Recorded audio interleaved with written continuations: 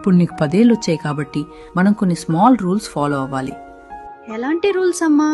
మొదటిది, నువ్వు ఏడవటం వల్ల అన్ని సాల్వ్ కావు. ఏదైనా ప్రాబ్లం ఉంటే క్లియర్ ది చెప్పాలి, ఏడ్చి సాధించకూడదు. That is called communication. రెండోది, నీ హోంవర్క్ నువ్వే చేసుకోవాలి, వేరే వాళ్ళ మీద డిపెండ్ అవ్వకూడదు. నీకేమైనా డౌట్స్ వస్తే హెల్ప్ అడగాలి. That is independence. మూడోది, బొమ్మలతో ఆడుకున్న తర్వాత వాటిని ఎక్కడ తీసావో అక్కడే పెట్టాలి. That is being organised. నాలుగవది, బ్యాడ్ వర్డ్స్ అస్సలు వాడకూడదు. That shows respect. ఐదవది, నువ్వు తప్పు చేసినప్పుడు మనస్ఫూర్తిగా క్షమాపణ చెప్పాలి. That is responsibility.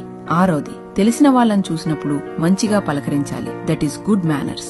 ఏడోది, ఇంటి పనుల్లో అమ్మా నాన్నలకు ఇష్టంగా హెల్ప్ చేయాలి. That is sharing. ఎనిమిదోది, నీకు ఏదైనా అర్థం కాకపోయినా లేదా డౌట్ వచ్చినా మౌనంగా ఉండకుండా వెంటనే అడిగి తెలుసుకోవాలి. That is honesty. తొమ్మిదోది, కారణం లేకుండా కోప్పడ్డం, చిరాకు పడ్డం చెయ్యకూడదు. నీ ఎమోషన్స్ ని కంట్రోల్లో ఉంచుకోవాలి. పదోది, ప్రతిరోజు కొత్తగా ఏదైనా నేర్చుకోవడానికి ప్రయత్నించాలి. That is growth. సరే నాకు అర్థమైంది. Very good.